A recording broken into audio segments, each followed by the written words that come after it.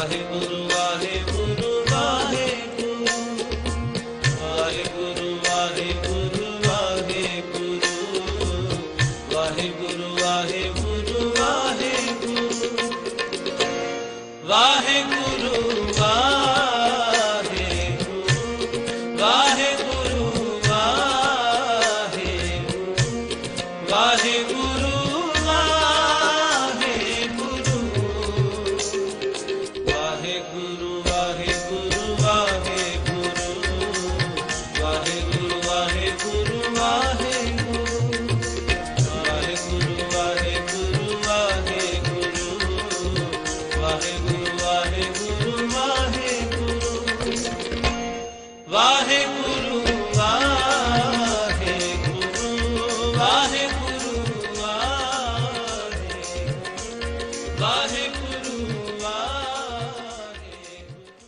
ਵਾਹਿਗੁਰੂ ਜੀ ਕਾ ਖਾਲਸਾ ਵਾਹਿਗੁਰੂ ਜੀ ਕੀ ਫਤਿਹ। ਅੱਜ ਅਸੀਂ ਉਸ ਇਤਿਹਾਸਕ ਜਗ੍ਹਾ ਤੇ ਖੜੇ ਹਾਂ ਜਿੱਥੇ ਮਹਾਰਾਜਾ ਦਲੀਪ ਸਿੰਘ ਸ਼ੇਰੇ ਪੰਜਾਬ ਦੇ ਆਖਰੀ ਲੜਕੇ ਅਤੇ ਮਹਾਰਾਜਾ ਦਲੀਪ ਸਿੰਘ ਦੀ ਵਾਈਫ ਅਤੇ ਉਹਨਾਂ ਦਾ ਛੋਟਾ ਬੇਟਾ ਇੱਥੇ ਦਫਨਾਏ ਗਏ ਔਰ ਸਿੱਖ ਕੌਮ ਆਪਣੇ ਵਿਰਸੇ ਨੂੰ ਦੁਬਾਰਾ ਜ਼ਿੰਦਾ ਕਰਨ ਵਾਸਤੇ ਅੱਜ ਲੰਡਨ ਤੋਂ ਸਿੱਖ ਵੈਲਫੇਅਰ ਸੁਸਾਇਟੀ ਈਸਟ ਲੰਡਨ ਦੇ ਕਾਰਕੁਨ ਅਤੇ ਸੇਵਾਦਾਰ ਅਤੇ ਹੋਰ ਮਿੱਤਰ ਵੀ ਪੁੱਜੇ ਨੇ। ਅੱਜ ਦਾ ਇਹ ਜੋ ਇਕੱਠ ਹੈ ਆਪਣੇ ਵਿਛੜੇ ਹੋਏ ਮਹਾਰਾਜਾ ਨੂੰ ਸ਼ਰਧਾਂਜਲੀ ਦੇਣ ਵਾਸਤੇ ਕੀਤਾ ਜਾ ਰਿਹਾ ਹੈ। ਇਹ ਜਿਹੜੀਆਂ ਤਿੰਨੇ ਹੀ ਪਿੱਛੇ ਤੁਸੀਂ ਦੇਖ ਰਹੇ ਹੋ ਸਮਾਧਾਂ, ਤੋ ਇਹਨਾਂ ਦੇ ਉੱਤੇ ਕਾਫੀ ਸਾਰਾ ਬਾਰਿਸ਼ ਦੇ ਨਾਲ ਮੀਂਹ ਝੱਖੜ ਦੇ ਨਾਲ ਕਾਫੀ ਸਾਰਾ ਪੈ ਚੁੱਕਾ ਸੀ, ਮਿੱਟੀ ਤੇ ਧੂੜ ਜੰਮੀ ਹੋਈ ਸੀ। ਸਿੱਖ ਵੈਲਫੇਅਰ ਸੁਸਾਇਟੀ ਦੇ ਹੋਣਹਾਰ ਨੌਜਵਾਨਾਂ ਨੇ ਔਰ ਇਹਨਾਂ ਦੀ ਕਬਰਾਂ ਦੀ ਮੁਰੰਮਤ ਕਰਾ ਕੇ ਦੁਬਾਰਾ ਪੋਲਿਸ਼ ਕਰਾ ਕੇ ਇਹਨਾਂ ਨੂੰ ਫੇਰ ਖਾਲਸਾ ਪੰਥ ਨੂੰ ਸਮਰਪਿਤ ਕੀਤਾ ਹੈ। ਅੱਜ ਇੱਥੇ ਸਾਡੇ ਕੋਲ ਥੈਟਫੀਲਡ ਕਾਉਂਟੀ ਕਾਉਂਸਲ ਦੇ ਚੇਅਰਮੈਨ ਸਾਹਿਬ ਪਹੁੰਚੇ ਨੇ ਅਤੇ ਥੋੜ੍ਹੀ ਦੇਰ ਤੱਕ ਮੇਅਰ ਸਾਹਿਬ ਜੋ ਹਨ ਉਹ ਵੀ ਇੱਥੇ ਪਹੁੰਚਣਗੇ। ਪਿੱਛੇ ਸਾਡੇ ਕੇਸਰੀ ਚਾਦਰਾਂ, ਉਹਨਾਂ ਤਿੰਨਾਂ ਹੀ ਖਾਲਸਾਈ ਪਰੰਪਰਾ ਨੂੰ ਕਾਇਮ ਰੱਖਦਿਆਂ ਪਿੱਛੇ ਤਿੰਨਾਂ ਹੀ ਸਮਾਧਾਂ ਦੇ ਉੱਤੇ ਕੇਸਰੀ ਚਾਦਰਾਂ, ਸ਼ੀਟਾਂ ਅਤੇ ਖੰਡੇ ਵਾਲੀਆਂ ਤਿੰਨਾਂ ਹੀ ਜਿਹੜੀਆਂ ਸ਼ੀਟਾਂ ਨੇ ਕੌਮ ਨੂੰ ਸਮਰਪਿਤ ਕਰਨ ਵਾਸਤੇ ਅੱਜ ਇਹਨਾਂ ਕਬਰਾਂ ਦਾ ਓਪਨ ਕਰਨਗੇ ਇੱਥੋਂ ਦੇ ਮੇਅਰ। ਅਤੇ ਬਾਕੀ ਉੱਥੇ ਤੁਸੀਂ ਜੋ ਦੇਖ ਕੇ ਆਏ ਹੋ ਜੋ ਪੈਲਸ ਹੈ ਉਹ 1900 'ਚ ਪੂਰਾ ਹੋਇਆ, ਜਦ ਕਿ ਮਹਾਰਾਜਾ ਦਲੀਪ ਸਿੰਘ ਦੀ ਡੈਥ 1893 'ਚ ਹੋ ਚੁੱਕੀ ਸੀ। ਇੱਥੇ ਪਹਿਲਾਂ ਵੀ ਕਾਫੀ ਵਾਰੀ ਮੇਲੇ ਲੱਗ ਚੁੱਕੇ ਨੇ, ਪਰ ਕਿਸੇ ਨੇ ਵੀ ਆਪਣੇ ਵਿਰਸਾ ਵਾਪਸ ਲੈਣ ਲਈ ਅਤੇ ਉਸ ਨੂੰ ਸੁਰਜੀਤ ਕਰਨ ਲਈ ਹੰਬਲਾ ਨਹੀਂ ਮਾਰਿਆ। ਸਾਡੇ ਕੋਲ ਇਹੋ ਜਿਹੇ ਨੌਜਵਾਨ ਵੀ ਨੇ ਜਿਨ੍ਹਾਂ ਨੇ ਇਸ ਇਤਿਹਾਸ ਬਾਰੇ ਰਿਸਰਚ ਕੀਤੀ ਔਰ ਉਹਨਾਂ ਨੇ ਇਸ ਮਹਾਨ ਕੰਮ ਨੂੰ ਨੇਪਰੇ ਚੜਾਉਂਦਿਆਂ ਸਾਡੇ ਨਾਲ ਮੁੱਢਾ ਡਾ ਕੇ ਕੰਮ ਕੀਤਾ। ਸਰਦਾਰ ਪੀਟਰ ਸਿੰਘ ਬੈਂਸ। ਵਾਹਿਗੁਰੂ ਖਾਲਸਾ ਵਾਹਿਗੁਰੂ ਫਤਿਹ। ਧੰਨਵਾਦ ਗੁਰਦੀਪ ਸਿੰਘ ਜੀ। ਸਾਡਾ ਤਾਂ ਅਸੀਂ ਤਾਂ ਬਹੁਤ ਰਹਿਣੀ ਆ। ਸਾਡੇ ਕਮੇਟੀ ਦੇ 2 ਸਰਕਾਰਦਾ ਮੈਂਬਰ ਤਰਸੇਮ ਸਿੰਘ ਜੀ ਬੈਂਸ ਅਤੇ ਗੁਰਦੀਪ ਸਿੰਘ ਜੀ ਸੰਧੂ, ਜਿਨ੍ਹਾਂ ਨੇ ਬੜੇ ਚਿਰਾਂ ਤੋਂ ਇਹ ਲਾਣਾ ਚੱਕਿਆ ਹੋਇਆ ਸੀ। ਸਾਡੇ ਵੈਸੇ ਤਾਂ ਬਹੁਤ ਸਾਰੇ ਜਿਨ੍ਹਾਂ ਨੂੰ ਆਪਾਂ ਕਹਿ ਦਿੱਤਾ ਆਰਮ ਚੇਅਰ, ਕੋਈ ਕ੍ਰਿਟਿਕ ਹੁੰਦੇ ਆ, ਕੋਈ ਐਡਵਾਈਜ਼ਰ ਹੁੰਦੇ ਆ, ਕੋਈ ਨਵੇਂ ਖਿਆਲਾਂ ਵਾਲੇ ਹੁੰਦੇ ਆ, ਪਰ ਕਰਦਾ ਕੋਈ ਕੱਖ ਨਹੀਂ। ਅਤੇ ਇਹਨਾਂ ਨੇ ਇਹ ਜਿਹੜਾ ਲਾਣਾ ਚੱਕਿਆ ਬਹੁਤ ਡੈਕੇਡ ਹੋ ਗਿਆ। ਇਹਨਾਂ ਜਿਹੜੀਆਂ ਸੀਗੀਆਂ ਇਸ ਜਗ੍ਹਾ ਨੂੰ ਕਿਸੇ ਨੇ ਰੈਨੋਵੇਟ ਨਹੀਂ ਕੀਤਾ, ਈਵਨ ਕਲੀਨ ਵੀ ਨਹੀਂ ਕੀਤਾ। ਹੁਣ ਇਹਨਾਂ ਨੇ ਹੰਬਲਾ ਮਾਰਿਆ ਪੈਸਾ ਕੋਲੋਂ ਖਰਚ ਕੇ। ਇਹ ਕੌਮ 'ਤੇ ਬੜਾ ਆਸਾਨ ਇਹਨਾਂ ਦਾ। ਅਸੀਂ ਇਹਨਾਂ ਦੇ ਬਹੁਤ ਧੰਨਵਾਦੀ ਹਾਂ। ਮਹਾਰਾਜ ਇਹਨਾਂ ਨੂੰ ਚੜ੍ਹਦੀ ਕਲਾ ਰੱਖੇ। ਅਤੇ ਮੈਂ ਫਾਈਨਲੀ ਗੁਰਦੀਪ ਸਿੰਘ ਜੀ ਆਪ ਜੀ ਇਜਾਜ਼ਤ ਦੇ ਨਾਲ ਇੱਕ ਗੱਲ ਕਹਿਣੀ ਚਾਹੁੰਦਾ, ਹੋ ਸਕਦਾ ਕਈ ਬੰਦਿਆਂ ਨੂੰ ਪਸੰਦ ਨਾ ਆਵੇ, ਕਿ ਹੁਣੇ ਮੈਨੂੰ ਮਾੜਾ ਜਿਹਾ ਕਿਸੇ ਨੇ ਆ ਗੱਲ ਕਰਦੇ ਸੁਣਿਆ ਕਿ ਕੁਛ ਇੱਕ ਬੰਦੇ ਹੈਗੇ ਆ ਜਿਹੜੇ ਕਹਿੰਦੇ ਜੀ ਇੱਥੋਂ ਜੀ ਮਹਾਰਾਜ ਦੇ ਰਿਮੇਨਸ ਜਿਹੜੇ ਚੱਕ ਕੇ ਇੰਡੀਆ ਲੈ ਜਾਏ ਜਾਣ। ਉਹ ਹੁਣ ਮੈਂ ਲੰਮੀ ਤਾਂ ਵਿਚਾਰ ਇਹਦੇ ਬਾਰੇ ਨਹੀਂ ਕਰਨੀ, ਪਰ ਮੇਰੀ ਬੇਨਤੀ ਆ ਵੀ ਭਾਈ ਇੱਦਾਂ ਦੀ ਬਕਦਰੀ ਕਰਨ ਵਾਲੀਆਂ ਗੱਲਾਂ ਨਾ ਕਰੋ। ਉਹ ਮਹਾਰਾਜ ਜੀਂਦੇ ਹੋਏ ਤਾਂ ਸੁੱਖ ਪਾ ਨਹੀਂ ਸਕੇ, ਉਹਨਾਂ ਨੂੰ ਮਰਿਆ ਹੋਇਆਂ ਨੂੰ ਤੁਸੀਂ ਇੱਥੇ ਰਹਿਣ ਦਿਓ ਅਤੇ ਇਸ ਗੱਲ ਦੀ ਮਿਹਰਬਾਨੀ ਕਰੋ। ਬਾਕੀ ਇਹ ਜੋ ਪ੍ਰੋਜੈਕਟ ਦਾ ਸਾਰਾ ਸਿਹਰਾ ਤਰਸੇਮ ਸਿੰਘ ਬੈਂਸ ਅਤੇ ਗੁਰਦੀਪ ਸਿੰਘ ਸੰਧੂ ਅਤੇ ਪੀਟਰ ਵੈਂਸ ਉਹਨਾਂ ਦੇ ਸਿਰ 'ਤੇ ਆ। ਇਹਨਾਂ ਦਾ ਸੁਸਾਇਟੀ ਦੇ ਬਿਹਾਫ 'ਤੇ, ਕੌਮ ਦੇ ਬਿਹਾਫ 'ਤੇ ਬਹੁਤ ਧੰਨਵਾਦ ਜੀ।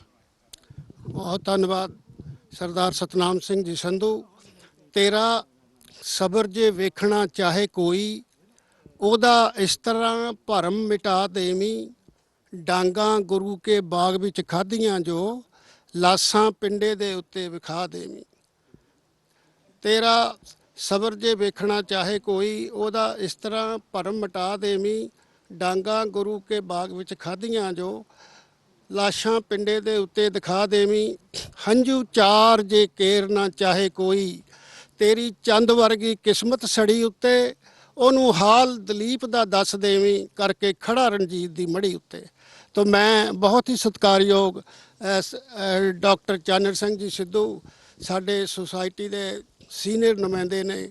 ਮੈਂ ਡਾਕਟਰ ਸਾਹਿਬ ਨੂੰ ਉਹਨਾਂ ਦੇ ਆਪਣੇ ਵਿਚਾਰ ਜਾਣਨ ਲਈ ਉਹਨਾਂ ਦੇ ਨਾਲ ਵਿਚਾਰ ਸਾਂਝੇ ਕਰਦੇ ਹਾਂ। ਸ਼੍ਰੀ ਵਾਹਿਗੁਰੂ ਜੀ ਕਾ ਖਾਲਸਾ, ਸ਼੍ਰੀ ਵਾਹਿਗੁਰੂ ਜੀ ਕੀ ਫਤਿਹ। ਅੱਜ ਮੇਰੇ ਕੋਲ ਸ਼ਬਦ ਨਹੀਂ ਹੈਗੇ ਕਿ ਮੈਂ ਆਪਣੇ ਵੀਰਾਂ ਦਾ ਧੰਨਵਾਦ ਕਿਵੇਂ ਕਰਾਂ। ਸਰਦਾਰ ਤਰਸੇਮ ਸਿੰਘ ਬੈਂਸ ਸਾਡੇ ਬਹੁਤ ਹੀ ਪਿਆਰੇ ਪੰਜਾਬ ਇੰਟਰਨੈਸ਼ਨਲ ਦੇ ਮਾਲਕ ਸਰਦਾਰ ਗੁਰਦੀਪ ਸਿੰਘ ਸੰਧੂ ਅਤੇ ਸਾਡਾ ਬੱਚਾ ਪੀਟਰ ਬੈਂਸ, ਜਿਨ੍ਹਾਂ ਨਾਲ ਕਿ ਮੇਰਾ ਬਹੁਤ ਦੇਰ ਤੋਂ ਪਿਆਰ ਆ ਔਰ ਬਹੁਤ ਵਧੀਆ ਕੰਮ ਸਿੱਖ ਹਿਸਟਰੀ ਦੇ ਕਰ ਰਹੇ ਨੇ।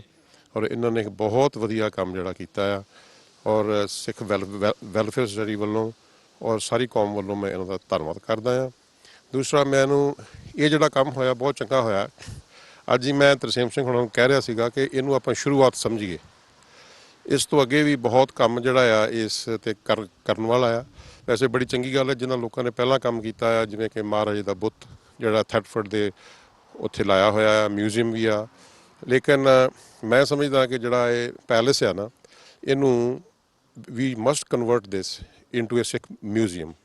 ਅਤੇ ਅਸੀਂ ਜਿਸ ਤਰ੍ਹਾਂ ਵੀ ਆ ਕਿ ਲਾਰਡ ਗਿਨੀਜ਼ ਜਾਂ ਜਿਹੜੇ ਵੀ ਮਾਲਕ ਇਹਦੇ ਹੈਗੇ ਨੇ, ਉਹਨਾਂ ਨਾਲ ਗੱਲ ਕਰਕੇ ਇਹਨੂੰ ਐਟਲੀਸਟ ਵੀਕਐਂਡ ਦੇ ਨਾ ਫॉर ਸੈਟਰਡੇ ਸੰਡੇ ਵਾਸਤੇ ਜਿਹੜੀ ਸਾਡੀ ਸਿੱਖ ਕੌਮ ਆ ਉਹਦੇ ਵਾਸਤੇ ਉਹਨਾਂ ਨੂੰ ਜ਼ਰੂਰ ਜਿਹੜਾ ਕਿ ਸਾਡਾ ਲਾਸਟ ਮਹਾਰਾਜਾ ਸੀਗਾ ਸਿੱਖ ਨੇਸ਼ਨ ਦਾ, ਉਹਨਾਂ ਦੀ ਜਿਹੜੀ ਜਗ੍ਹਾ ਜਿੱਥੇ ਉਹ ਰਹਿੰਦੇ ਰਹੇ ਨੇ, ਉਹਨਾਂ ਦੀਆਂ ਵਸਤਾਂ, ਉਹਨਾਂ ਦਾ ਮਿਊਜ਼ੀਅਮ ਜਿਹੜਾ ਆ, ਕਿਉਂਕਿ ਹਰ ਕੌਮ ਦੇ ਕੋਲ ਜਿੰਨੇ ਮਿਊਜ਼ੀਅਮ ਨੇ ਉਹਨਾਂ ਦੇ ਵਿੱਚ ਜਿਹੜੀ ਹਿਸਟਰੀ ਆ ਉਹ ਹਰ ਕੌਮ ਦੀ ਦੱਸਦੇ ਨੇ।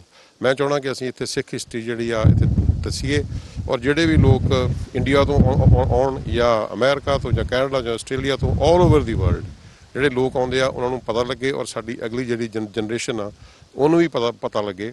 ਐਕਚੁਅਲੀ 1985 ਦੇ ਵਿੱਚ ਮੈਂ ਫਸਟ ਟਾਈਮ ਇੱਥੇ ਆਇਆ ਸੀ, ਉਦੋਂ ਇਹ ਪੈਲੇਸ ਖੁੱਲ੍ਹਾ ਹੁੰਦਾ ਸੀਗਾ ਔਰ ਅਸੀਂ ਸਾਰਾ ਦੇਖ ਕੇ ਗਏ ਸੀਗੇ। ਔਰ ਹੌਲੀ ਹੌਲੀ ਹੁਣ ਜਿਹੜਾ ਆ ਇਹ ਬੰਦ ਰਹਿੰਦਾ ਆ। ਅਸੀਂ ਵੀ ਹੁਣ ਦੇਖਣ ਗਏ ਸੀ ਅਤੇ ਸਿਕਿਉਰਿਟੀ ਵਾਲਿਆਂ ਨੇ ਸਾਨੂੰ ਕਿਹਾ ਕਿ ਜੀ ਤੁਸੀਂ ਜਾਓ ਵਾਪਸ। ਮੈਂ ਸਮਝਦਾ ਕਿ ਸਾਡੀ ਕੌਮ ਦਾ ਇੱਕ ਸਰਮਾਇਆ ਹੈ ਜਿਹੜਾ ਕਿ ਸਾਡੀ ਅਗਲੀ ਜਨਰੇਸ਼ਨ ਨੂੰ ਇਹਦੇ ਬਾਰੇ ਜਾਣਨ ਦੀ ਬਹੁਤ ਜ਼ਰੂਰਤ ਹੈ। ਸੋ ਇਹਨਾਂ ਕਹਿੰਦਾ ਹੋਇਆ ਮੈਂ ਫਿਰ ਆਪਣੇ ਵੀਰਾਂ ਦਾ ਸਾਰਿਆਂ ਦਾ ਧੰਨਵਾਦ ਕਰਦਾ। ਮੇਰੇ ਵੀਰ ਜੀ ਇੱਧਰ ਖੜ੍ਹੇ ਸਾਰੇ, ਆਪਣੇ TC ਸਾਹਿਬ ਅਤੇ ਆਪਣੇ ਐਵਰੀਬਡੀ ਇਜ਼ ਹੇਅਰ।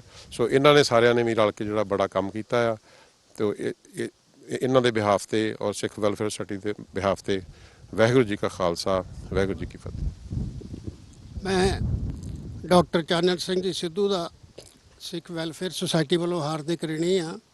ਇਹ ਜਿਹੜੀਆਂ ਤਿੰਨੇ ਸਮਾਧਾਂ ਨੇ ਸਾਡੀਆਂ, ਇਹ ਸਾਡਾ ਸਿੱਖ ਕੌਮ ਦਾ ਔਰ ਪੰਜਾਬੀਆਂ ਦਾ ਵਿਰਸਾ ਹੈ। ਔਰ ਇਹਨਾਂ ਸਮਾਧਾਂ ਨੂੰ ਇੱਥੋਂ ਚੁੱਕਣ ਬਾਰੇ, ਖਾਲੀ ਇੱਕ ਸਮਾਧ ਨੂੰ ਚੁੱਕਣ ਬਾਰੇ ਸੋਚਣਾ ਵੀ ਬਹੁਤ ਮਹਾਨ ਗਲਤੀ ਹੋਵੇਗੀ, ਕਿਉਂਕਿ ਅਸੀਂ ਪੰਜਾਬ ਦੇ ਲੋਕ ਜਦੋਂ ਵੀ ਪੰਜਾਬ ਜਾਂਦੇ ਹਾਂ ਸਾਡਾ ਕਲਚਰ ਔਰ ਹੈਰੀਟੇਜ ਜਿਹੜਾ ਹੈ ਉਹ ਨੇਸ ਤੋਂ ਨਬੂਦ ਕਰਕੇ ਉੱਥੇ ਬਿਲਡਿੰਗਾਂ ਖੜੀਆਂ ਕੀਤੀਆਂ ਜਾਂਦੀਆਂ ਮਾਰਬਲ ਦੀਆਂ। ਬੇਬੇ ਨਾਨਕੀ ਦਾ ਘਰ ਤੋੜਿਆ ਗਿਆ ਔਰ ਸਰਹੰਦ ਦੀ ਦੀਵਾਰ ਨੂੰ ਤੋੜ ਕੇ ਔਰ ਉੱਥੇ ਦਾ ਠੰਡਾ ਬੁਰਜ ਤੋੜ ਕੇ ਉਹਨਾਂ ਨੇ ਉੱਥੇ ਗੁਰਦੁਆਰਾ ਬਣਾ ਕੇ ਗੋਲਕਾਂ ਰੱਖ ਦਿੱਤੀਆਂ। ਅਸੀਂ ਤੋੜਨਾ ਜਾਣਦੇ ਹਾਂ ਅਤੇ ਤੋੜ ਕੇ ਅਸੀਂ ਮਾਰਬਲ ਲਾ ਰਹੇ ਹਾਂ। ਇਹ ਸਿੱਖ ਕੌਮ ਦਾ ਵਿਰਸਾ ਹੈ ਔਰ ਵਿਦੇਸ਼ੀ ਪੰਜਾਬੀਆਂ ਦਾ, ਨੋਟ ਇਕੱਲੇ ਇੰਗਲੈਂਡ ਵਾਲਿਆਂ ਦਾ। ਔਰ ਇਹ ਜਿਹੜਾ ਆ ਕਿਸੇ ਨੂੰ ਸੋਚਣਾ ਵੀ ਨਹੀਂ ਚਾਹੀਦਾ ਕਿ ਇੱਕ ਜਿਹੜੀ ਆ ਬੋਡੀ ਉੱਥੋਂ ਪਤਾ ਨਹੀਂ 100 ਸਾਲ ਤੋਂ ਵੀ ਉੱਪਰ ਹੋ ਗਿਆ ਬੋਡੀ ਜਿਹੜੀ ਆ, ਅਤੇ ਉਹ ਇੱਕ ਬੋਡੀ ਕਿੱਦਾਂ ਲੈ ਕੇ ਜਾ ਸਕਦੇ ਜਦ ਕਿ ਤਿੰਨਾਂ ਹੀ ਪਰਿਵਾਰ ਦੀਆਂ ਇੱਥੇ ਸਮਾਧਾਂ ਨੇ, ਚੌਥੀ ਸਮਾਧ ਉੱਧਰ ਹੈ। ਅਤੇ ਔਰ ਉਹ ਮਹਾਰਾਜਾ ਦਲੀਪ ਸਿੰਘ ਲਾਹੌਰ ਦਰਬਾਰ ਦਾ ਮਹਾਰਾਜਾ ਸੀ, ਨਾ ਕਿ ਇਸ ਛੋਟੇ ਜਿਹੇ ਪੰਜਾਬ ਦੀ ਸੂਬੀ ਦਾ ਮਹਾਰਾਜਾ ਸੀ। ਉਹ ਵਿਸ਼ਾਲ ਪੰਜਾਬ ਦੇ ਮਹਾਰਾਜਾ ਰਣਜੀਤ ਸਿੰਘ ਦਾ ਬੇਟਾ ਉਸ ਵਿਸ਼ਾਲ ਪੰਜਾਬ ਦਾ ਮਹਾਰਾਜਾ ਸੀ। ਤਾਂ ਹੁਣ ਮੈਂ ਬੇਨਤੀ ਕਰਾਂਗਾ, ਸਾਡੇ ਬਹੁਤ ਹੀ ਸਤਿਕਾਰਯੋਗ ਸਰਦਾਰ ਜਸਵੀਰ ਸਿੰਘ ਜੀ ਢੇਸੀ, ਬਹੁਤ ਹੀ ਸਤਿਕਾਰਯੋਗ ਭਰਾ ਨੇ ਸਾਡੇ, ਉਹ ਤੁਹਾਡੇ ਨਾਲ ਸਾਂਝ ਪਾਉਣਗੇ। ਵਾਹਿਗੁਰੂ ਜੀ ਕਾ ਖਾਲਸਾ ਵਾਹਿਗੁਰੂ ਜੀ ਕੀ ਫਤਿਹ। ਇਹ ਸਾਡੇ ਸਾਰਿਆਂ ਦੀ ਬੜੀ ਤਮੰਨਾ ਸੀ ਪਹਿਲਾਂ ਤੋਂ ਹੀ ਕਿ ਜਦੋਂ ਇੰਡੀਆ ਤੋਂ ਤਾਂ ਜਾਂ ਹੋਰ ਵਿਦੇਸ਼ਾਂ ਚੋਂ ਲੋਕੀ ਆਉਂਦੇ ਆ, ਉਹਨਾਂ ਦੀ ਸਾਰਿਆਂ ਦੀ ਤਮੰਨਾ ਹੁੰਦੀ ਹੈ ਕਿ ਅਸੀਂ ਮਹਾਰਾਜਾ ਦਲੀਪ ਸਿੰਘ ਦੀ ਸਮਾਧ ਤੇ ਜਾਈਏ ਤੇ ਉਹਨਾਂ ਦੇ ਉੱਥੇ ਸਮਾਧ ਤੇ ਆਪਣੇ ਮਸਤਕ ਚੰਨ ਲਾ ਕੇ ਆਈਏ। ਪਰ ਇਸ ਚੀਜ਼ ਦੀ ਘਾਟ ਸੀ ਕਿ ਜਦੋਂ ਅਸੀਂ ਪਹਿਲੀ ਵਾਰ ਵੀ ਆਏ ਸੀ ਤਾਂ ਉਦੋਂ ਸਫਾਈ ਨਹੀਂ ਸੀ ਇੰਨੀ, ਕਿ ਜਦੋਂ ਦੂਰ ਦਰੇਡਿਆਂ ਤੋਂ ਜਾਂ ਇੰਡੀਆ ਤੋਂ ਐਡੀ ਵੱਡੀ ਆਸ ਲੈ ਕੇ ਲੋਕੀ ਆਉਂਦੇ ਆ ਕਿ ਮਹਾਰਾਜਾ ਦਲੀਪ ਸਿੰਘ ਦੀ ਸਮਾਧ ਜਿਹੜਾ ਇੱਕ ਸਿੱਖ ਕੌਮ ਦਾ ਬਹੁਤ ਹੀ ਮਤਲਬ ਸਰਕੱਡ ਮਹਾਰਾਜਾ ਰਣਜੀਤ ਸਿੰਘ ਉਹਨਾਂ ਦੇ ਬੇਟੇ ਸੀ ਤੇ ਆਖਰੀ ਬੇਟੇ ਸੀ, ਤੇ ਜਿਨ੍ਹਾਂ ਨੇ ਹਰ ਕੋਨੇ-ਕੋਨੇ ਤੇ ਆਪਣਾ ਨਾਂ ਬਣਿਆ ਸੀ। ਤੇ ਜਦੋਂ ਵਿਦੇਸ਼ਾਂ ਤੋਂ ਲੋਕੀ ਆਉਂਦੇ ਸੀ ਸਮਾਧ ਦੇਖਣ ਲਈ ਤੇ ਉਹਨਾਂ ਦਾ ਕਈ ਵਾਰੀ ਮਨ ਬੜਾ ਹੁੰਦਾ ਸੀ ਕਿ ਯਾਰ ਇੱਥੇ ਤਾਂ ਸਫਾਈ ਵੀ ਹੈ ਨਹੀਂ, ਐਡਾ ਵੱਡਾ ਕੌਮ ਦਾ ਲੀਡਰ ਹੋਵੇ ਜਾਂ ਉਹ ਬੱਚਾ ਸਿੱਖ ਕੌਮ ਦਾ ਹੋਵੇ। ਤੇ ਆ ਜੋ ਅੱਜ ਉਪਰਾਲਾ ਹੋਇਆ, ਮੇਰੇ ਖਿਆਲ ਸ਼ੁਰੂਆਤ ਬੜੀ ਵਧੀਆ ਹੋਈ ਆ। ਤੇ ਅਸੀਂ ਲਾਸਟ ਟਾਈਮ ਜਿਹੜਾ ਜਿੱਥੇ ਉਹਨਾਂ ਦੀ ਰਿਹਾਇਸ਼ ਕਿਲਾ ਉਹ ਦੇਖਿਆ ਸੀ, ਉਹਦੀ ਵੀ ਹਾਲੇ ਬਣਤਰ ਉੱਦਾਂ ਦੀ ਆ, ਉੱਥੇ ਵੀ ਬਹੁਤ ਕੰਮ ਹੋਣ ਵਾਲਾ। ਜੇ ਵਾਹਿਗੁਰੂ ਕਿਰਪਾ ਕਰੇ ਇਸੇ ਤਰ੍ਹਾਂ ਹੀ ਇਹਨਾਂ ਭਰਾਵਾਂ ਦੀ ਮਿਹਰ ਦੇ ਨਾਲ ਹੋਰ ਅੱਗੇ ਕੰਮ ਵਧੇ। ਵਾਹਿਗੁਰੂ ਜੀ ਕਾ ਖਾਲਸਾ ਵਾਹਿਗੁਰੂ ਜੀ ਕੀ ਫਤਿਹ। ਮੈਂ ਸਰਦਾਰ ਸਾਹਿਬ ਸਰਦਾਰ ਜਸਵੀਰ ਸਿੰਘ ਢੇਸੀ ਦਾ ਹਾਰਦਿਕ ਰਿਣੀ ਆ ਸਿੱਖ ਸੁਸਾਇਟੀ ਵੱਲੋਂ, ਸਿੱਖ ਵੈਲਫੇਅਰ ਸੁਸਾਇਟੀ ਈਸਟ ਲੰਡਨ। ਹੁਣ ਮੈਂ ਸਰਦਾਰ ਲੈਂਬਰ ਸਿੰਘ ਜੀ ਲੱਦੜ ਪ੍ਰਧਾਨ ਸਾਹਿਬ, ਉਹਨਾਂ ਨੂੰ ਬੇਨਤੀ ਕਰਾਂਗਾ ਕਿ ਉਹ ਆਪਣੇ ਵਿਚਾਰ ਮਹਾਰਾਜਾ ਦਲੀਪ ਸਿੰਘ ਬਾਰੇ ਤੁਹਾਡੇ ਨਾਲ ਸਾਂਝੇ ਕਰਨ। ਸਰਦਾਰ ਲੈਂਬਰ ਸਿੰਘ ਜੀ ਲੱਦੜ। ਵਾਹਿਗੁਰੂ ਜੀ ਕਾ ਖਾਲਸਾ, ਸ੍ਰੀ ਵਾਹਿਗੁਰੂ ਜੀ ਕੀ ਫਤਿਹ। ਸਾਰੇ ਹੀ ਮੇਰੇ ਵੀਰਾਂ ਨੇ ਬਹੁਤ ਹੀ ਵਧੀਆ ਸੋਚ ਵਿਚਾਰ ਦੇ ਨਾਲ, ਜਿਨ੍ਹਾਂ ਲਫ਼ਜ਼ਾਂ ਨਾਲ ਸਰਦਾਰ ਤਰਸੇਮ ਸਿੰਘ ਬੈਂਸ ਔਰ ਸਾਡੇ ਬੈਂਸ ਬੂਟਾ ਸਿੰਘ ਹੋਣੀ, ਸੀਤਲ ਹੋਣੀ ਔਰ ਬਾਕੀ ਸਾਰੇ ਹੀ ਪਰਿਵਾਰਾਂ ਨੇ ਰਲ ਮਿਲ ਕੇ ਜਿਹੜਾ ਇਹ ਇੱਕ ਇਹੋ ਜਿਹਾ ਕੰਮ ਕੀਤਾ ਹੈ ਕਿ ਇੱਕ ਸ਼ਲਾਘਾਯੋਗ ਹੈ ਸਾਡੀ ਸਿੱਖ ਕੌਮ ਵਾਸਤੇ। ਔਰ ਜਿੰਨੇ ਵੀ ਅਸੀਂ ਦੇਸ਼ਾਂ ਵਿਦੇਸ਼ਾਂ ਵਿੱਚੋਂ ਜਿੱਥੇ ਵੀ ਸਾਡੇ ਸੱਜਣ ਵਸਦੇ ਨੇ, ਸਾਰਿਆਂ ਨੂੰ ਇੰਨੀ ਖੁਸ਼ੀ ਹੋਏਗੀ ਕਿ ਸਾਡੇ ਵੀਰਾਂ ਨੇ ਕਿੰਨਾ ਉਦਮ ਕੀਤਾ ਹੈ, ਹਿੰਮਤ ਕੀਤੀ ਹੈ ਕਿ ਆਪਣੀਆਂ ਸਿੱਖਾਂ ਦੀਆਂ ਯਾਦਗਾਰਾਂ ਨੂੰ ਫਿਰ ਯਾਦ ਕਰਦਿਆਂ ਹੋਇਆਂ ਇੱਕ ਨਵਾਂ ਚੀਜ਼ ਇੱਕ ਪੈਦਾ ਕੀਤੀ ਹੈ ਕਿ ਆਪਾਂ ਦੇਸ਼ਾਂ ਵਿੱਚ ਵਿਦੇਸ਼ਾਂ ਵਿੱਚ ਵੀ ਜਾ ਕੇ ਅਸੀਂ ਆਪਣੀ ਕੌਮ ਨੂੰ, ਆਪਣੇ ਸ਼ਹੀਦਾਂ ਨੂੰ, ਆਪਣੇ ਗੁਰੂਆਂ ਨੂੰ, ਸਾਡੇ ਰਾਜੇ ਮਹਾਰਾਜਿਆਂ ਨੂੰ ਅਸੀਂ ਨਹੀਂ ਭੁੱਲਦੇ। ਇਹ ਸਾਡੀ ਇੱਕ ਸਿੱਖ ਕੌਮ ਵਿੱਚ ਇੱਕ ਗੁਰੂਆਂ ਨੂੰ, ਮਹਾਰਾਜਾ ਨੂੰ ਇੱਕ ਕਾਬਲੀਅਤ ਦਿੱਤੀ ਗਈ ਹੈ ਕਿ ਆਪਣੇ ਜਿਹੜੇ ਸਿੱਖੀ ਧਰਮਾਂ ਨੂੰ, ਆਪਣੇ ਕਰਮਾਂ ਨੂੰ ਨਹੀਂ ਭੁੱਲਣਾ ਹੈ। ਉਹ ਅੱਜ ਇਹਨਾਂ ਵੀਰਾਂ ਨੇ ਯਾਦ ਕਰਵਾਇਆ ਹੈ। ਮੈਂ ਸਾਰੇ ਹੀ ਬੁਲਾਰਿਆਂ ਦਾ, ਜਿਹੜੇ ਬੁਲਾਰੇ ਪਹਿਲਾਂ ਬੋਲੇ ਆ, ਮੈਂ ਉਹਨਾਂ ਦਾ ਵੀ ਤਹਿ ਦਿਲੋਂ ਧੰਨਵਾਦੀ ਹਾਂ ਕਿ ਉਹਨਾਂ ਨੇ ਬਹੁਤ ਹੀ ਵਧੀਆ ਲਫ਼ਜ਼ਾਂ ਨਾਲ ਆਪਣੇ ਅੱਜ ਦੇ ਦਿਹਾੜੇ ਨੂੰ ਸਹਿਨਸ਼ੀਲਤਾ ਦੇ ਨਾਲ ਸਾਰਿਆਂ ਨੇ ਖੁਸ਼ੀ ਨਾਲ ਇਸ ਨੂੰ ਦੱਸਿਆ ਹੈ। ਔਰ ਜਿਹੜੇ ਬੰਦੇ ਨਹੀਂ ਆਏ ਉਹਨਾਂ ਨੂੰ ਵੀ ਦੱਸਿਆ ਗਿਆ ਹੈ ਕਿ ਇਹ ਜੋ ਜਗ੍ਹਾ ਹੈ ਕਿਹਦੇ ਉਦਮ ਦੇ ਨਾਲ, ਕਿਹਦੀ ਹਿੰਮਤ ਦੇ ਨਾਲ ਅੱਜ ਅਸੀਂ ਇੱਥੇ ਪਹੁੰਚੇ ਹੋਏ ਹਾਂ। ਮੈਂ ਸਾਰੇ ਹੀ ਵੀਰਾਂ ਦਾ ਤਹਿ ਦਿਲੋਂ ਧੰਨਵਾਦੀ ਹਾਂ, ਖਾਸ ਕਰ ਸਾਡੇ ਸਾਗੇ TV ਵਾਲਿਆਂ ਦਾ, ਜਾਂ ਲੇਡੀ ਦੂਰੋਂ ਆਣ ਕੇ ਅੱਜ ਸਾਡੇ ਇਸ ਮੌਕੇ 'ਤੇ ਪਹੁੰਚ ਗਏ, ਸਾਰੇ ਹੀ ਮੇਲੇ ਨੂੰ ਕਵਰ ਕੀਤਾ ਹੈ। ਮੈਂ ਉਹਨਾਂ ਦਾ ਤਹਿ ਦਿਲੋਂ ਧੰਨਵਾਦੀ ਹਾਂ। ਵਾਹਿਗੁਰੂ ਜੀ ਕਾ ਖਾਲਸਾ, ਵਾਹਿਗੁਰੂ ਜੀ ਕੀ ਫਤਿਹ। ਅੱਜ ਦੇ ਇਸ ਮੁਬਾਰਕ ਦਿਨ ਤੇ ਜਦੋਂ ਕਿ 150 ਸਾਲ ਹੋ ਗਏ ਨੇ ਇਹ ਇੱਥੋਂ ਸ਼ਤਾਬਦੀ ਨੂੰ ਮਨਾਇਆ ਜਾ ਰਿਹਾ ਹੈ, ਇਹ ਸਾਡੀ ਸ਼ੁਰੂਆਤ ਹੈ ਇੱਥੋਂ ਇੰਗਲੈਂਡ ਤੋਂ। ਮੈਂ ਬੇਨਤੀ ਕਰਾਂਗਾ ਸਰਦਾਰ ਦਵਿੰਦਰ ਸਿੰਘ ਜੀ ਲਾਲ 1 ਮਿੰਟ ਲਈ ਆਪਣੇ ਮਹਾਰਾਜਾ ਦਲੀਪ ਸਿੰਘ ਬਾਰੇ ਵਿਚਾਰ ਰੱਖਣਗੇ। ਸਰਦਾਰ ਦਵਿੰਦਰ ਸਿੰਘ ਜੀ ਲਾਲ। ਵਾਹਿਗੁਰੂ ਜੀ ਕਾ ਖਾਲਸਾ, ਵਾਹਿਗੁਰੂ ਜੀ ਕੀ ਫਤਿਹ। ਅੱਜ ਅਸੀਂ ਆਪਣੇ ਮਹਾਰਾਜਾ ਦਲੀਪ ਸਿੰਘ ਜੀ ਬਾਰੇ ਸ਼ਤਾਬਦੀ ਮਨਾਉਣ ਦੇ ਲਈ ਅਸੀਂ ਇੱਥੇ ਆਏ ਹਾਂ। ਇਹ ਸਾਰਾ ਜਿਹੜਾ ਕੰਮ ਕੀਤਾ ਹੈ ਇਸ ਦਾ ਸਾਡੇ ਮੇਰੇ ਭਾਈ ਤਰਸੇਮ ਸਿੰਘ ਜੀ, ਜਿਨ੍ਹਾਂ ਦੀ ਬਦੌਲਤ ਅੱਜ ਅਸੀਂ ਇੱਥੇ ਇਕੱਠੇ ਹੋਏ ਹਾਂ। ਇਹ ਉਹਨਾਂ ਦਾ ਹੀ ਉਦਮ ਹੈ, ਉਹਨਾਂ ਦਾ ਹੀ ਇਹ ਵਿਚਾਰ ਸੀ ਕਿ ਅਸੀਂ ਸਾਰੇ ਅੱਜ ਇੱਥੇ ਇਕੱਠੇ ਹੋ ਕੇ ਇਸ ਸ਼ਤਾਬਦੀ ਨੂੰ ਮਨਾਈਏ ਅਤੇ ਇਹਨਾਂ ਦੀ ਕਬਰਾਂ ਦੀ ਸਾਡੀ ਰੈਨੋਵੇਸ਼ਨ ਕੀਤੀ ਜਾਵੇ ਤਾਂ ਕਿ ਅਸੀਂ ਸਾਰੇ ਜੱਗ ਨੂੰ ਦੱਸ ਸਕੀਏ, ਸਾਰੇ ਜਹਾਨ ਨੂੰ ਦੱਸ ਸਕੀਏ ਕਿ ਅਸੀਂ ਅਜੇ ਵੀ ਆਪਣੇ ਮਹਾਰਾਜਾ ਨੂੰ ਯਾਦ ਰੱਖਦੇ ਹਾਂ, ਸਾਡੇ ਦਿਲਾਂ ਵਿੱਚ ਵਸੇ ਹੋਏ ਹਨ। ਸਾਡੇ ਸਭ ਤੋਂ ਹੀ ਹਰਮਨ ਪਿਆਰੇ ਵੀਰ ਸਰਦਾਰ ਗੁਰਦੀਪ ਸਿੰਘ ਜੀ ਸੰਧੂ, ਜਿਨ੍ਹਾਂ ਦਾ ਸਦਕਾ ਅਸੀਂ ਅੱਜ ਸਾਰੇ ਇੱਥੇ ਪਹੁੰਚੇ ਹਾਂ। ਮੈਂ ਸਾਰੇ ਹੀ ਆਇਓ ਸੰਗਤ ਦਾ ਧੰਨਵਾਦ ਕਰਦਾ ਹਾਂ। ਵਾਹਿਗੁਰੂ ਜੀ ਕਾ ਖਾਲਸਾ, ਵਾਹਿਗੁਰੂ ਜੀ ਕੀ ਫਤਿਹ। ਹੁਣ ਸਾਡੇ ਬਹੁਤ ਹੀ ਸਤਿਕਾਰਯੋਗ ਸਿੱਖ ਵੈਲਫੇਅਰ ਸੁਸਾਇਟੀ ਦੇ ਬਾਨੀਆਂ ਚੋਂ ਸਰਦਾਰ ਸੁਰਿੰਦਰਪਾਲ ਸਿੰਘ ਜੀ ਵੜੈਚ ਮਹਾਰਾਜਾ ਦਲੀਪ ਸਿੰਘ ਨੂੰ 1 ਮਿੰਟ ਲਈ ਆਪਣੀ ਸ਼ਰਧਾਂਜਲੀ ਦੇਣਗੇ। ਵਾਹਿਗੁਰੂ ਜੀ ਕਾ ਖਾਲਸਾ, ਵਾਹਿਗੁਰੂ ਜੀ ਕੀ ਫਤਿਹ। ਅੱਜ 17 ਜੁਲਾਈ 2015 ਬਹੁਤ ਸ਼ੁਭ ਦਿਹਾੜਾ ਹੈ, ਜਿੱਥੇ ਕਿ ਈਸਟ ਲੰਡਨ ਦੀ ਸਿੱਖ ਵੈਲਫੇਅਰ ਸੁਸਾਇਟੀ ਨੇ ਇੱਥੇ ਪਹੁੰਚ ਕੇ ਮਹਾਰਾਜਾ ਦਲੀਪ ਸਿੰਘ ਤੇ ਉਹਨਾਂ ਦੀ ਫੈਮਿਲੀ ਦੀ ਗ੍ਰੇਵ ਸਟੋਨਸ ਦੇ ਉੱਤੇ ਸੇਵਾ ਕਰਵਾਈ ਹੈ। ਇਸ ਤੋਂ ਪਹਿਲਾਂ ਇਹ ਬਹੁਤ ਇੱਕ ਡੈਰੀਲਿਕਟ ਸਿਚੁਏਸ਼ਨ ਦੇ ਵਿੱਚ ਸੀਗੇ ਤੇ 2 ਮੈਂਬਰਾਂ ਨੇ ਉਦਮ ਕਰਕੇ ਇਹ ਕੰਮ ਜਿਹੜਾ ਕਰਵਾਇਆ ਹੈਗਾ ਹੈ, ਔਰ ਸਾਡੀ ਸਾਰੀ ਹੀ ਸਿੱਖ ਕੌਮ ਵਾਸਤੇ ਇਹ ਬੜੀ ਪ੍ਰਾਊਡ ਵਾਲੀ ਗੱਲ ਹੈਗੀ ਹੈ। ਵਾਹਿਗੁਰੂ ਜੀ ਕਾ ਖਾਲਸਾ, ਵਾਹਿਗੁਰੂ ਜੀ ਕੀ ਫਤਿਹ।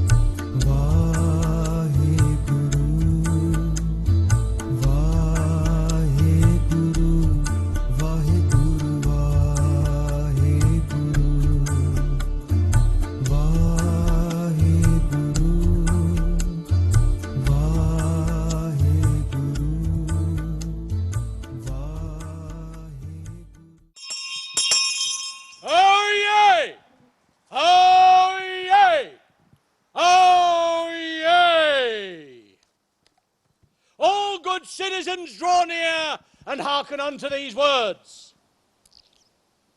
Maharaja Duleep Singh took pride in his English family and bride.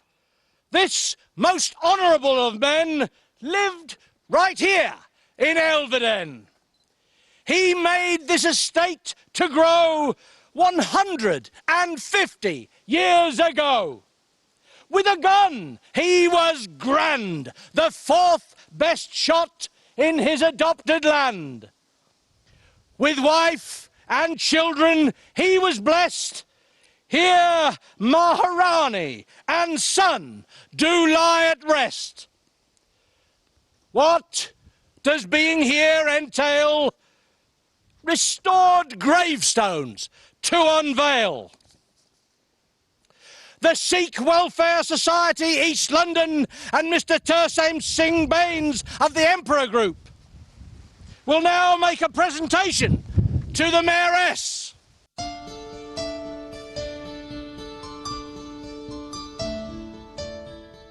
Mayor of Thetford, Councillor Robert Kybird, will now unveil the restored gravestones. Yeah, go back.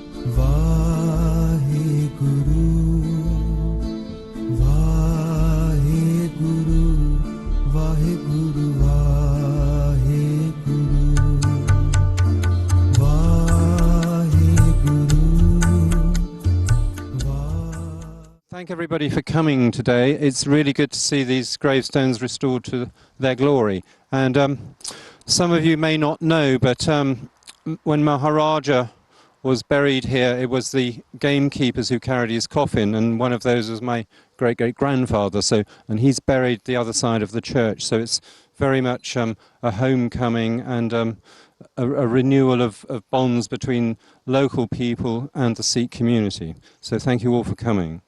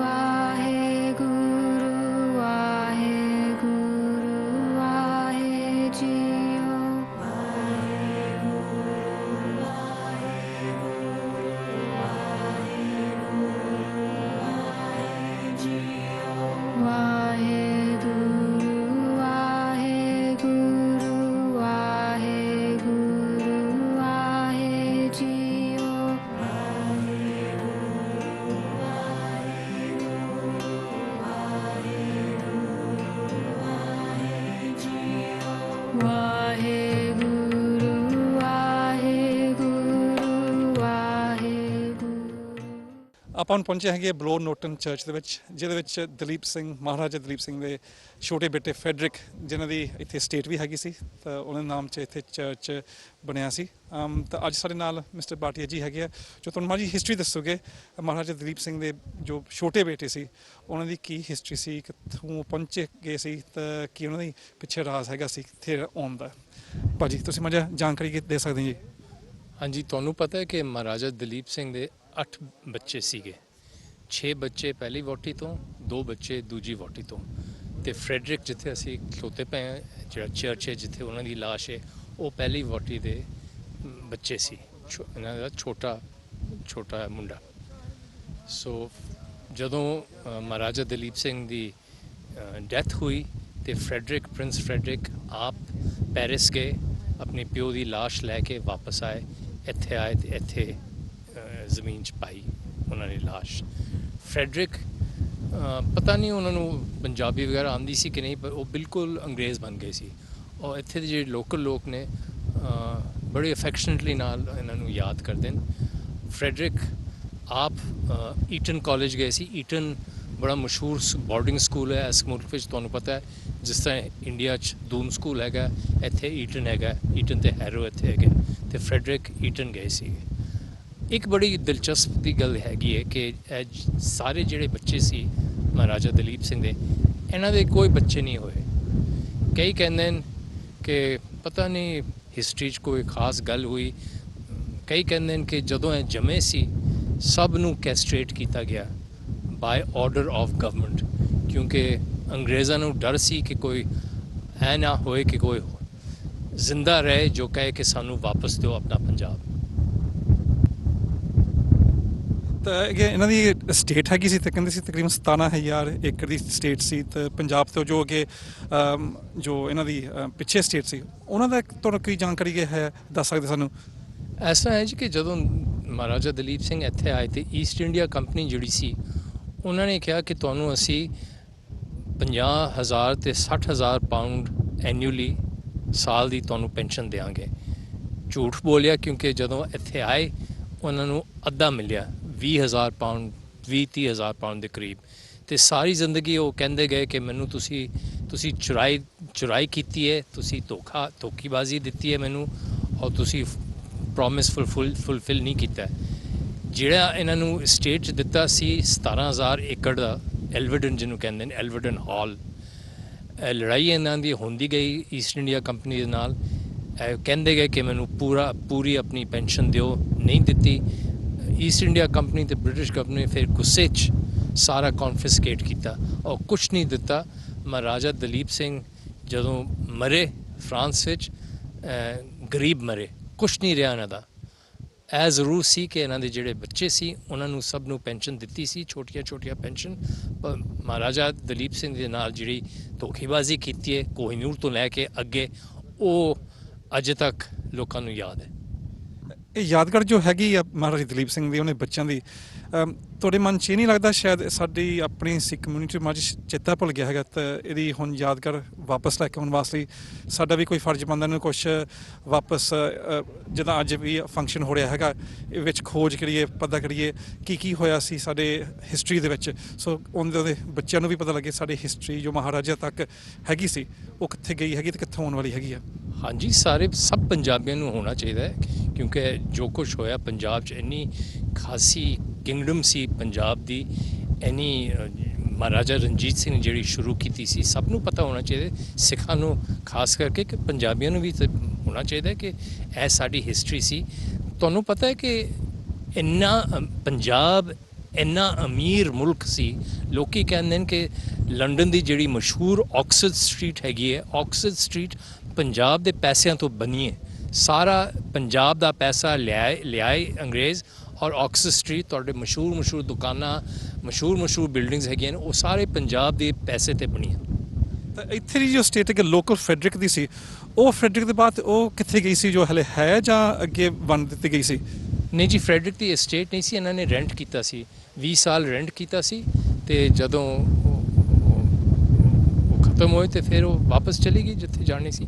ਪਰ ਫਰੈਡਰਿਕ ਨੇ ਇੱਕ ਕੰਮ ਕੀਤਾ ਸੀ, ਉਹਨਾਂ ਨੂੰ ਹਿਸਟਰੀ 'ਚ ਬੜੀ ਇੰਟਰਸਟ ਸੀ, ਤੇ ਉਹਨਾਂ ਨੇ ਆਪਣੇ ਪੈਸੇ ਲਗਾ ਕੇ ਹੈਟਫੋਰਡ ਨਾਲ ਦਾ ਇੱਥੇ ਹੈਗਾ ਛੋਟਾ ਜਿਹਾ ਟਾਊਨ, ਉੱਥੇ ਇਹਨਾਂ ਨੇ ਮਿਊਜ਼ੀਅਮ ਇੰਡਾਊ ਕੀਤਾ ਸੀ। ਮਿਊਜ਼ੀਅਮ ਵਾਸਤੇ ਪੈਸੇ ਪ੍ਰਿੰਸ ਫਰੈਡਰਿਕ ਨੇ ਆਪ ਦਿੱਤੇ ਸੀ ਆਪਣੇ ਜੇਬ ਤੋਂ। ਅਤੇ ਇਸ ਵਾਸਤੇ ਲੋਕ ਇੱਥੇ ਜਿਹੜੇ ਹੈਗੇ ਨੇ ਆਸ-ਪਾਸ ਜਿਹੜੇ ਰਹਿੰਦੇ ਨੇ ਉਹ ਯਾਦ ਕਰਦੇ ਨੇ। ਐਂਡ ਅੰਗਰੇਜ਼ੀ 'ਚ ਕਹਿੰਦੇ ਨਾ, they were very fond of prince Frederick. ਅਜੇ ਤੱਕ ਉਹਨਾਂ ਦੀ ਯਾਦਾਸ਼ਤ ਵਿੱਚ ਲੋਕੀ ਖੁਸ਼ ਰਹਿੰਦੇ ਨੇ। ਤੁਸੀਂ ਪ੍ਰਿੰਸ ਫਰੈਡਰਿਕ ਦੀ ਗੱਲ ਕੀਤੀ ਹੈਗੀ ਹੈ। ਪ੍ਰਿੰਸ ਫਰੈਡਰਿਕ ਦੇ ਨਾਂ ਤਾਂ ਮੈਂ ਕਹੂੰਗਾ ਸਾਡੇ ਇੱਥੇ ਇੰਗਲਿਸ਼ ਹਿਸਟਰੀ 'ਚ ਵੀ ਆਉਂਦਾ ਹੋਗਾ। ਤਾਂ ਪ੍ਰਿੰਸ ਫਰੈਡਰਿਕ ਦੀ ਰਿਸ਼ਤਾ ਇੱਥੇ ਜੋ ਰੋਇਲ ਫੈਮਿਲੀ ਦੇ ਨਾਲ ਕੋਈ ਹੈ ਸੀ, ਜਾਂ ਕਿ ਹੈ ਕਿੱਥੇ ਤੱਕ ਸੀ ਉਹਨਾਂ ਦੀ ਰਿਸ਼ਤਾ? ਰਿਸ਼ਤਾ ਜਿਹੜਾ ਖਾਸਾ ਸੀ ਉਹ ਕੁਈਨ ਵਿਕਟੋਰੀਆ ਦੇ ਨਾਲ ਸੀ। ਕੁਈਨ ਵਿਕਟੋਰੀਆ ਦਾ ਜਿਹੜਾ ਪੁੱਤਰ ਸੀ, ਜਿਹੜਾ ਕਿੰਗ ਬਣਿਆ, ਕਿੰਗ ਐਡਵਰਡ the 7th, ਉਹਨਾਂ ਦੇ ਨਾਲ ਇਹਨਾਂ ਦੀ ਬੜੀ ਦੋਸਤੀ ਸੀ ਪ੍ਰਿੰਸ ਫਰੈਡਰਿਕ ਦੀ। ਉਹਦੇ ਬਾਅਦ ਫਿਰ ਨਹੀਂ ਨਾ ਰਿਹਾ। ਚਲੋ, ਥੈਂਕ ਯੂ ਵੈਰੀ ਮਚ ਜੀ।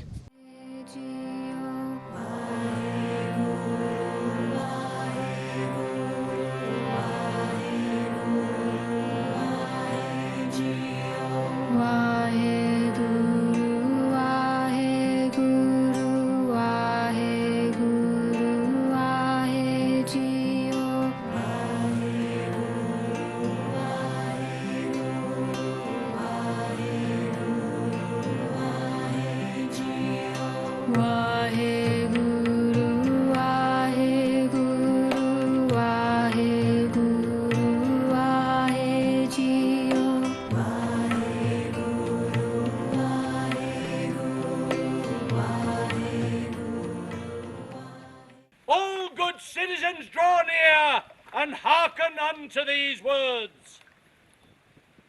At Elvedon I did ring and tell you all of Duleep Singh. Prince Frederick is the subject now. To him these words I do endow. Below Norton Hall, it seems, was the home of all his dreams. Loved the church, sang in the choir. He was a man that all admired. He was East Anglian to the core. You really could not ask for more. He found destruction so very hateful, saved many buildings and folk were grateful. In the war went off to fight with the locals, the enemy to smite. Allow me to confide that 90 years ago he died. We fan the flame of this ember, and today we do remember Prince Freddie, a man adored.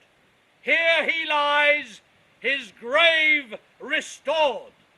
The Mayor of Thetford, Councillor Robert Kybird, will now unveil the restored gravestone.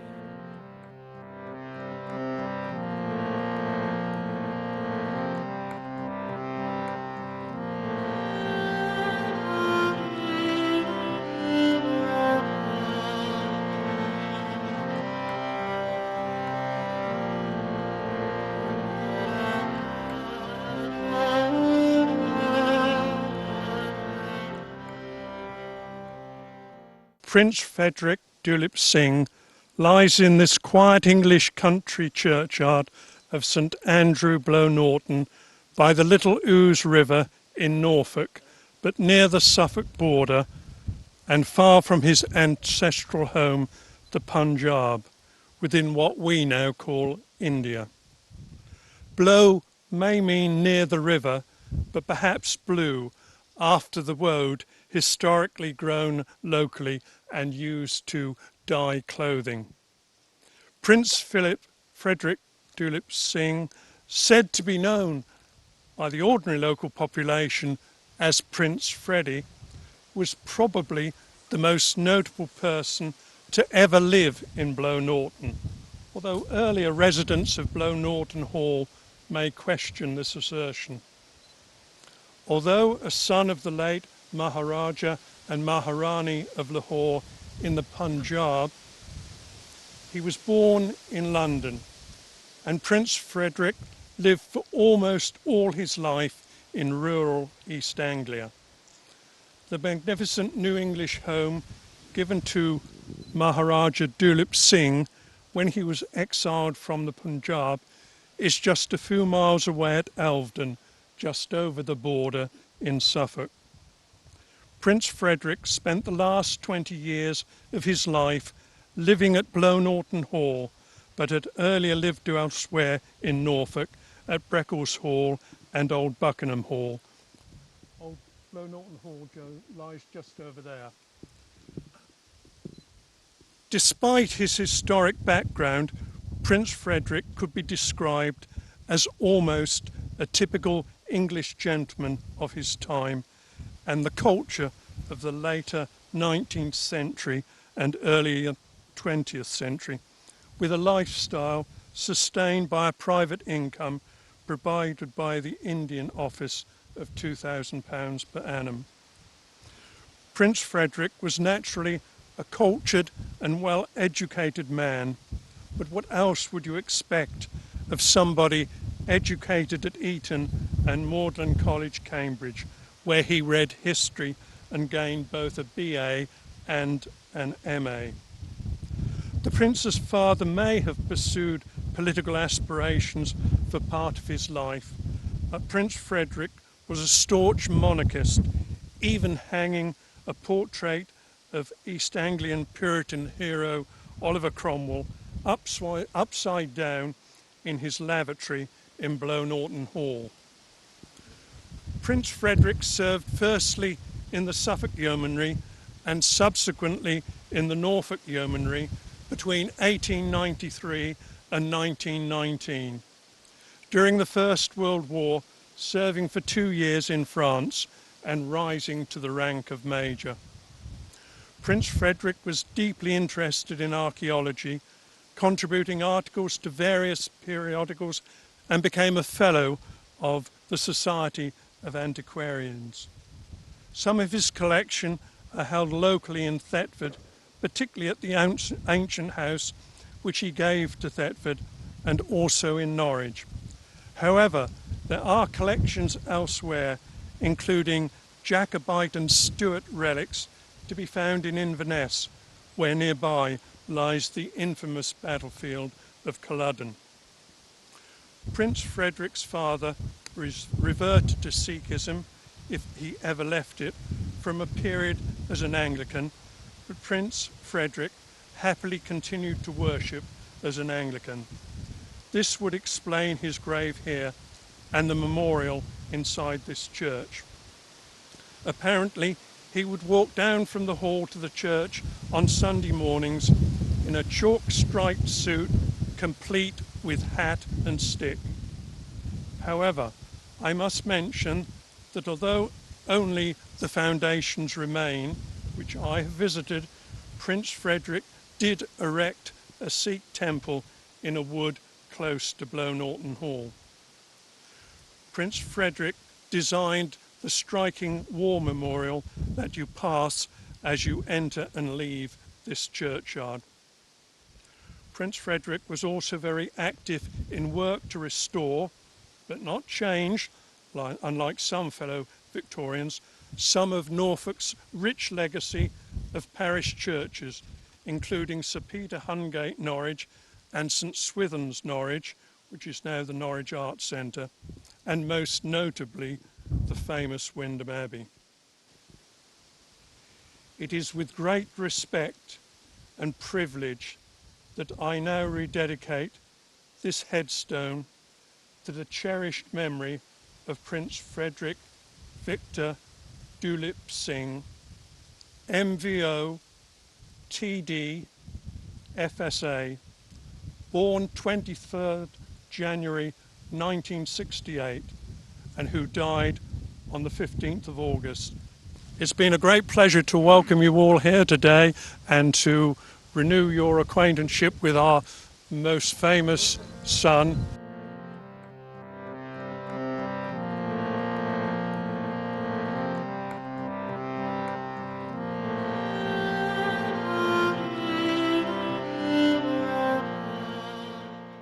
We're here now at the Thetford Museum on White Hart Street. This museum was founded by Duleep Singh's son, Prince Frederick Duleep Singh. And today's festivities will be ending here. There's a few speeches and talks to be said here.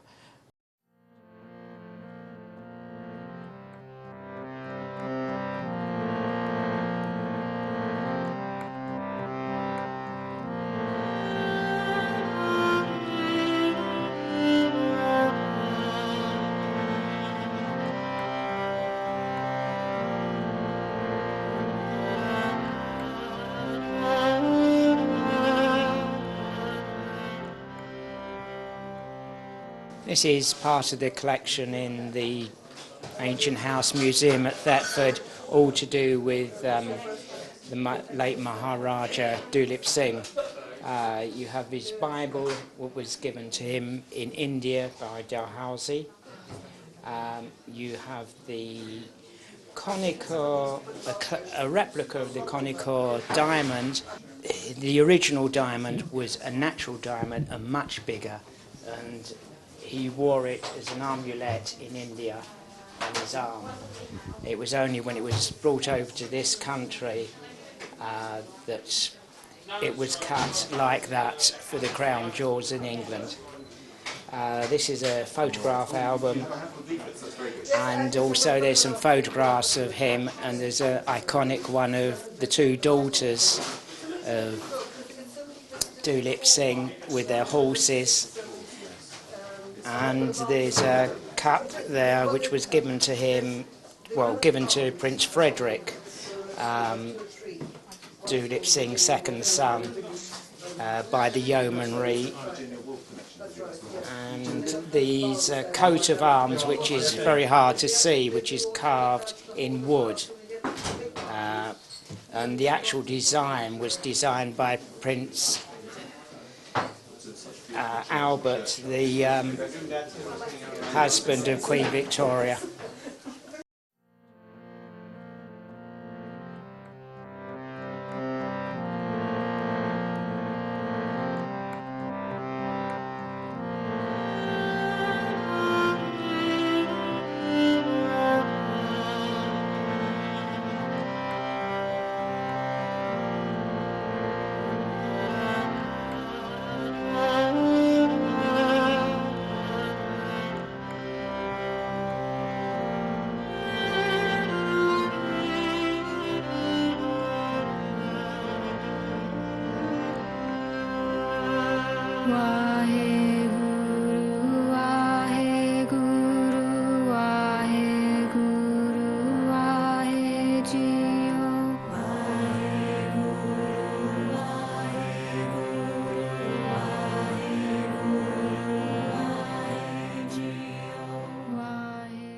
Here we see a photograph of Prince Frederick Duleep Singh.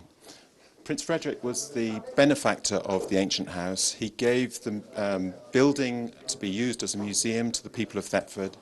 And as well as the building, there was also a wonderful collection of paintings that he had put together during his life, and other exhibits, such as there's an amazing things of local interest. There's a stuffed bird that is now extinct in the area, and Prince Frederick had that as part of his collection.